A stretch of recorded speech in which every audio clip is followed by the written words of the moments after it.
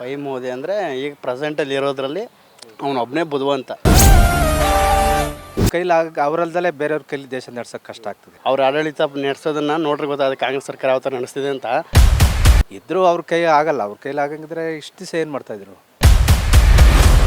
ಸ್ವಲ್ಪ ನೀಟಾಗಿ ಅಭಿವೃದ್ಧಿ ಮಾಡ್ಕೊಂಡು ಹೋಗ್ತಾರೆ ಅಂದರೆ ಪ್ರೆಸೆಂಟ್ ಮೋದಿನೇ ಬೆಟರ್. ರಾಹುಲ್ ಗಾಂಧಿ ಇವ್ರು ಬಂದು ನನಗೆ ನಂಬಿಕೆ ಇಲ್ಲ ಸರ್. 10 ವರ್ಷದಲ್ಲಿ ಸಾಧನೆನ ಬುಕ್ಕನ್ನು ತೆಗೆದು ಓದೋಕೆ ಹೇಳಿ. ಈಗ 10 ವರ್ಷದಲ್ಲಿ ಏನು ಮಾಡಿದ್ದಾರೆ ಅದರ ಮುಖಾಂತರ ಬೇರೆ ಥರ ಚೇಂಜ್ ಆಗುತ್ತೆ ಅವ್ರು ಬಂದರೆ. ಕೋಮುವಾದಿ ಪಕ್ಷ ಅನ್ನೋದಕ್ಕಿಂತ ದೇಶನ ಕಾಪಾಡೋದ್ರಲ್ಲಿ ಅವರು ಮುಂದೆ ಇದ್ದಾರೆ. ಪೈ ಮೋದಿ ಅಂದರೆ ಈಗ ಪ್ರೆಸೆಂಟಲ್ಲಿ ಇರೋದ್ರಲ್ಲಿ ಅವನೊಬ್ಬನೇ ಬುದ್ಧಿವಂತ. ಇನ್ನು ಇರೋರೆಲ್ಲ ಮೂರ್ಖನ ಮಕ್ಕಳು. ಅವ್ರು ಕೊಟ್ಟರೆ ಇನ್ನೂ ಹಾಳಾಗುತ್ತೆ.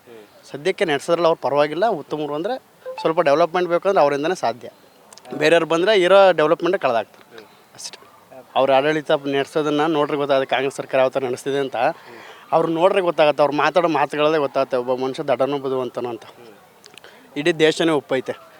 80% 90% ಮೋದಿ ಅಂತಲೇ ಹೇಳ್ತಿದ್ದಾರೆ. ಇನ್ನು 10% ಯಾರು ಹೇಳಿದ್ರು ಅಂದ್ರೆ ಅದನ್ನು ನಾವು ಜಡ್ಜ್ ಮಾಡೋಕ್ಕಾಗಲ್ಲ. ಬಹುಮತ ಯಾವುದಿರುತ್ತೋ ನಾವೆಲ್ಲ ಜಡ್ಜ್ ಮಾಡೋದು ಸೆಂಟ್ರಲಿಂದನೇ ಬರುತ್ತಲ್ಲ, ಆಗ ಗೊತ್ತಾಗುತ್ತೆ. ಸರ್ ಅವ್ರು ಗೆಲ್ಲಬೇಕಂದ್ರೆ ಸುಳ್ಳು ಹೇಳಬೇಕಲ್ವ ಸರ್? ನೆಗೆಟಿವ್ ಹೇಳಲೇಬೇಕು. ಇಲ್ಲಿ ಪಾಸಿಟಿವ್ ಹೇಳಿದ್ರೆ ಅವ್ರಲ್ಲಿ ಗೆಲ್ಲಕ್ಕಾಗತ್ತೆ. ಸೊ ಪಾಸಿಟಿವ್ ಅಂದಮೇಲೆ ನೆಗೆಟಿವ್ ಹೇಳಲೇಬೇಕು ಅವ್ರು ಗೆಲ್ಲಬೇಕು ಅಂತ. ಯಾರು BJP ಬಂದರೆ, ಕಾಂಗ್ರೆಸ್ ಬಂದರೆ ಇಲ್ವಂತ ಸರ್? ಈಗ ರೀಸೆಂಟಾಗಿ ಆಯ್ತಲ್ವ ಗಲಾಟೆ, ಎಲ್ಲಿ ಹುಬ್ಳಿಲಿ ಆಯ್ತಲ್ವ? ಅದೇನು ಕಾಂಗ್ರೆಸ್ ಸರ್ಕಾರ ಇತ್ತು ತಾನೆ ಕರ್ನಾಟಕದಲ್ಲಿ? ಆಯಿತು ತಾನೆ ಕೋಮುವಾದಿ? ಎಲ್ಲ ಟೈಮಲ್ಲಿ ಆಗುತ್ತೆ ಸರ್. ಇಲ್ಲಿರೋದು ಮನುಷ್ಯತ್ವ ನಮ್ಮಲ್ಲಿರಬೇಕು. ನಾವು ಚೇಂಜ್ ಮಾಡಿದ್ರೆ ಮಾತ್ರ ದೇಶ ಆಗುತ್ತೆ. BJP ಕಾಂಗ್ರೆಸ್ಸು JDS ಅಲ್ಲಿ ಇಲ್ಲ. ನಾವು ಕರೆಕ್ಟಾಗಿದ್ದರೆ ಕೋಮುವಾದನೂ ನಿಲ್ಲುತ್ತೆ, ಭ್ರಷ್ಟಾಚಾರನೂ ನಿಲ್ಲುತ್ತೆ, ಎಲ್ಲ ನಿಲ್ಲುತ್ತೆ.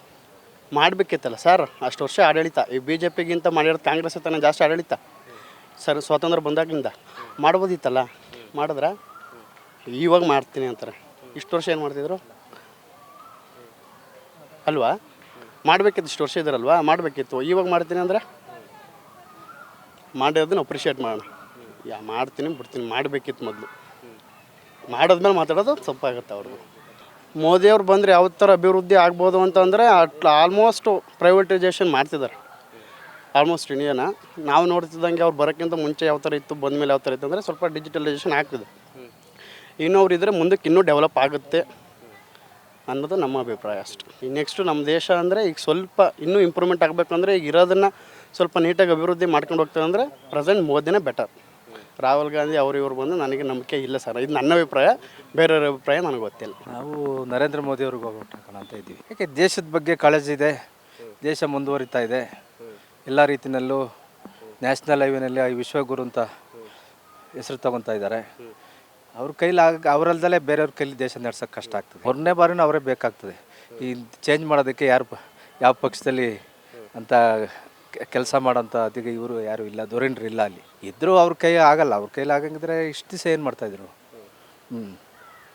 ಇಷ್ಟು ದಿವಸ ಮಾಡ್ಬೋದಾಯ್ತಲ್ಲ, ಆಗಲ್ಲ ಅವ್ರ ಕೈಲಿ.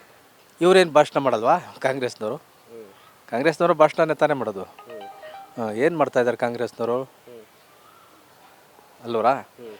ಅವ್ರ ಥರನೇ ಅವರು ಭಾಷಣ ಮಾಡ್ತಾರೆ. ಅವರು ಓಟ್ಗೋಸ್ಕರ ದೇಶಕ್ಕೋಸ್ಕರ ಏನು ಭಾಷಣ ಮಾಡಬೇಕೋ ಅವ್ರು ಮಾಡ್ತಾರೆ. ಇವರು ರಾಜ್ಯಕ್ಕೋಸ್ಕರ ಏನು ಭಾಷಣ ಮಾಡ್ಬೇಕೋ ಇವ್ರು ಮಾಡ್ತಾರೆ. ಆದರೆ ತಪ್ಪೇನಿದೆ? ಇಬ್ಬರು ಭಾಷಣ ಮಾಡೋದ್ರಲ್ಲಿ ತಪ್ಪೇನಿಲ್ವಲ್ಲ. ಇಬ್ಬರು ಭಾಷಣ ಮಾಡಲೇಬೇಕು, ಮಾಡ್ತಾರೆ. ಕೋಮುವಾದಿ ಪಕ್ಷ ಅನ್ನೋದಕ್ಕಿಂತ ದೇಶನ ಕಾಪಾಡೋದ್ರಲ್ಲಿ ಅವರು ಮುಂದೆ ಇದ್ದಾರೆ. ಈಗ 10 ವರ್ಷದಲ್ಲಿ ಏನು ಮಾಡಿದ್ದಾರೆ ಅದರ ಮುಖಾಂತರ ಬೇರೆ ಥರ ಚೇಂಜ್ ಆಗುತ್ತೆ ಅವ್ರು ಬಂದರೆ. ಬೇರೆ ಥರ ಚೇಂಜ್ ಆಗುತ್ತೆ. ಅವರ ಇದನ್ನು ಮುಂದಿನ ಫ್ಯೂಚರ್ ಇದೇನೆ ಚೇಂಜ್ ಮಾಡ್ತಾರೆ ಅವರು. ಅವ್ರನ್ನ ಹಂಗಂತ ಕೇಳೋರಿಗೆ ಕೇಳಿ 10 ವರ್ಷದಲ್ಲಿ ಸಾಧನೆನ ಬುಕ್ಕನ್ನು ತೆಗೆದು ಓದೋಕೆ ಹೇಳಿ. ಅವ್ರದ್ದು ಗೊತ್ತಾಗ್ತದೆ. ಪ್ರಕಾರ ನೋಡಿ, ನ್ಯಾಷನಲ್ ಹೈವೇಗಳು ನೋಡಿ, ವಿಮಾನ ನಿಲ್ದಾಣಗಳು ನೋಡಿ, ರೈಲ್ವೆಗಳು ನೋಡಿ, ಯಾವುದು ಏನು ಕಡಿಮೆ ಮಾಡಿದ್ದಾರೆ? ಅವರೇನು ಯಾವುದೋ ಫ್ರೀ ಕೊಟ್ಬಿಟ್ಟೇನು ದೇಶ ಮುಂದುವರಿಸ್ತಾ ಇಲ್ಲ. ದೇಶಕ್ಕೋಸ್ಕರ ಮಾಡ್ತಾ ಇದ್ದಾರೆ. ದೇಶದ ಜನಗಳ ಟ್ಯಾಕ್ಸನ್ನು ಜನಗಳಿಗೋಸ್ಕರ ಉಪಯೋಗಿಸ್ತಾ ಇದ್ದಾರೆ. ಕೊನೆಯದಾಗಿ ನರೇಂದ್ರ ಮೋದಿ ಅವರು 3ನೇ ಬಾರಿ ಪ್ರಧಾನಿ ಆಗಬೇಕು.